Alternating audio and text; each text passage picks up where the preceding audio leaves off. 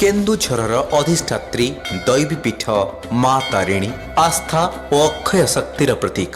ଏବେ ଏହି ଦିବ୍ୟ ଧାମରେ ଲେଖାଯିବ ଭବ୍ୟ ରୂପାନ୍ତରଣର କାହାଣୀ। ଐତିହାସିକ କୀର୍ତ୍ତିରାଜି ସ୍ମାରକୀ ଏବଂ ପର୍ଯ୍ୟଟନ ସ୍ଥଳୀର ସମନ୍ୱିତ ବିକାଶ ଅନ୍ତର୍ଗତ 312 କୋଟିରୁ ଊର୍ଦ୍ଧ୍ୱ ଟଙ୍କାର ପ୍ରକଳ୍ପ ଦ୍ୱାରା ନୂଆ କୀର୍ତ୍ତିମାନ ଲେଖାଯିବ। ମାତ୍ର ବର୍ଷ ଦୁଇଟାରେ ଏହି ଦିବ୍ୟ ସ୍ୱପ୍ନକୁ ବାସ୍ତବ ଆକାର ଦେବାକୁ ସଂକଳ୍ପ ନେଇଛନ୍ତି ମାନ୍ୟବର ମୁଖ୍ୟମନ୍ତ୍ରୀ ଶ୍ରୀଯୁକ୍ତ ମୋହନ ଚରଣ ମାଝୀ। ପ୍ରଥମ ପର୍ଯ୍ୟାୟରେ 216 ଶଯ୍ୟା ବିଶିଷ୍ଟ ଯାତ୍ରୀ ନିବାସ, ଅତ୍ୟାଧୁନିକ ତୀର୍ଥଯାତ୍ରା କେନ୍ଦ୍ର, ଇଣ୍ଟରପ୍ରିଟେସନ ସେଣ୍ଟର, ଆକର୍ଷଣୀୟ ଫୁଡ୍ ପ୍ଲାଜା, ମାର୍କେଟ କମ୍ପ୍ଲେକ୍ସ, ନଡ଼ିଆ ଗୋଦାମ ଓ 500 ଆଗନ୍ତୁକଙ୍କ ସାଧନ ଯୋଗ୍ୟ ପ୍ରସାଦ ସେବନ ହଲ୍। ସୁଉଚ୍ଚ ୱାଚ୍ ଟାୱାରରୁ ମନ୍ଦିରର ଦିବ୍ୟ ଓ ଭବ୍ୟ ଦୃଶ୍ୟ ଦେଖିପାରିବେ ଭକ୍ତ। ଏହା ସହ ଶୌଚାଳୟ, କ୍ଲକ୍ ରୁମ୍, ଜୋତା ଷ୍ଟାଣ୍ଡ, ଟିକେଟ କାଉଣ୍ଟର, ହସ୍ତ ଓ ପଦ ପ୍ରକ୍ଷାଳନ ସ୍ଥାନ, ଡ୍ରାଇଭର ଡର୍ମିଟୋରୀ ମଧ୍ୟ ଏହି ପ୍ରକଳ୍ପରେ ଅନ୍ତର୍ଭୁକ୍ତ।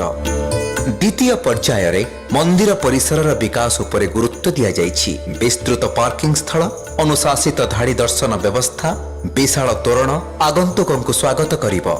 ପାଦଚଲା ପଥ, ସବୁଜତାରେ ଆଚ୍ଛାଦିତ ଲ୍ୟାଣ୍ଡସ୍କେପିଂ, ଜଳ ନିଷ୍କାସନ, ବାହ୍ୟ ଜଳ ଓ ବିଦ୍ୟୁତ୍ ଯୋଗାଣ, ଉଜ୍ଜଳ ଆଲୋକମାଳା, ସୂଚନା ବୋର୍ଡ, ଆବର୍ଜନା ପ୍ରବନ୍ଧନ ଏବଂ ଅଲୌକିକ ଲାଇଟ୍ ଆଣ୍ଡ ସାଉଣ୍ଡ ଶୋ ତୀର୍ଥଯାତ୍ରୀଙ୍କୁ ଆଧ୍ୟାତ୍ମିକ ଅନୁଭବ ପ୍ରଦାନ କରିବ।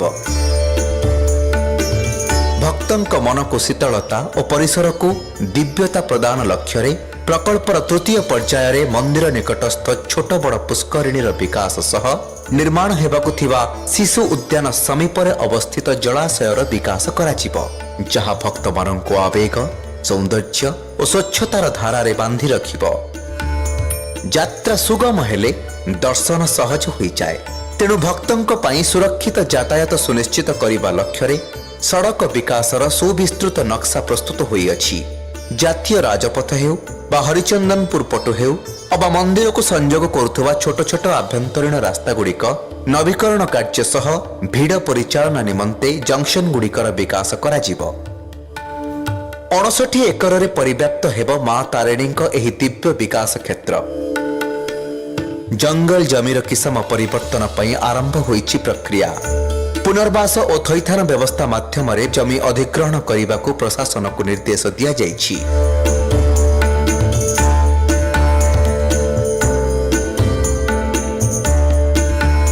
ମା ତାରିଣୀଙ୍କ ପୀଠର ଏହି ପୁନରୁଦ୍ଧାର କେବଳ ନିର୍ମାଣ ନୁହେଁ, ମାନ୍ୟବର ମୁଖ୍ୟମନ୍ତ୍ରୀଙ୍କ ଦୂରଦର୍ଶୀ ଚିନ୍ତାର ବାସ୍ତବାୟନ ସ୍ୱରୂପ ଏହା ଏକ ଆଧ୍ୟାତ୍ମିକ ସୁଗନ୍ଧିତ ଭବିଷ୍ୟତର ଅୟମାରମ୍ଭ। କେନ୍ଦୁଝର ବଦଳୁଛି, ଓଡ଼ିଶା ଚମକୁଛି। ମା ତାରିଣୀଙ୍କ ଅଭୟ ଆଶୀର୍ବାଦର ଫଳସ୍ୱରୂପ ବିକଶିତ ଗାଁ, ବିକଶିତ ଓଡ଼ିଶାର ଶାଶ୍ୱତ ଲକ୍ଷ୍ୟ ସାଧିତ ହେବାରେ ଲାଗିଛି।